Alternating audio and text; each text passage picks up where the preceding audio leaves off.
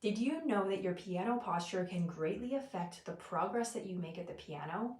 If you've ever wondered about the right way to sit at the piano or how your fingers should play the keys, keep watching because I'm going to show you how fixing a few small things can have a big effect on your practice sessions and potentially a huge positive impact on your progress at the piano.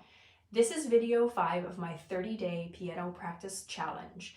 In this challenge, I'm practicing for 15 minutes every day in order to boost my skills at the piano, make progress, and reach my goal, which is to play in a concert this December. The biggest posture mistake I see people making is sitting too close to the piano. This means that you're almost on top of the keys, you don't have enough room to really move around properly, use arm weight, and that sort of thing. So make sure you move back and make sure that you don't sit on the back of your bench, preferably the front. You can also test to see if this is a good distance by stretching your arms out toward the fall board of your piano. Make sure that you are not hunched over the keys, but instead are sitting with a straight back. Also make sure that your feet are flat on the floor. Don't cross your legs. A lot of people carry tension in their necks and shoulders, so make sure that your shoulders are relaxed and not up near your ears.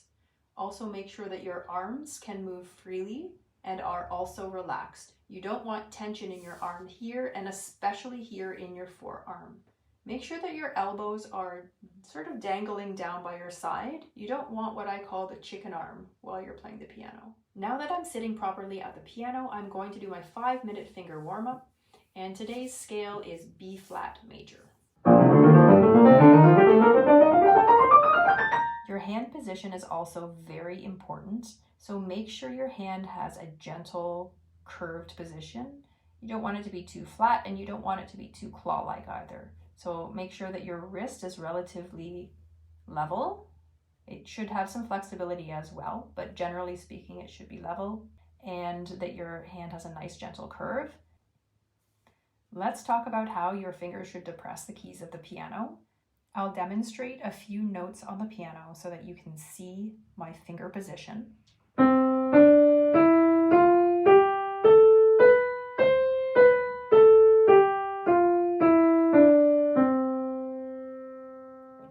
So notice I'm playing on this part of my finger, so not the very tip and not too far back on the finger pad toward the joint, and that my finger joint is actually curved and not collapsed.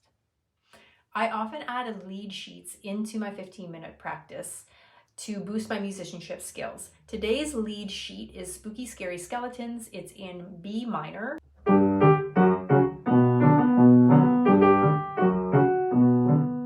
This next piano posture mistake is very common and something that not everyone always wants to fix, and that is fingernail length. You really want to make sure that your fingernails are neatly trimmed. They don't have to be super short, but if you hear a clicking when you're playing the piano, then they are too long. I picked 2 pieces out of my 12 to work on today. They're the 2 hardest pieces. So my strategy for the first piece is to start on the last page at some of the most difficult passages and sort of work my way toward the beginning. I often like to start at the more difficult passages or even at the end of a piece and work backwards. This way, it's not always the beginning of the piece that gets the most work.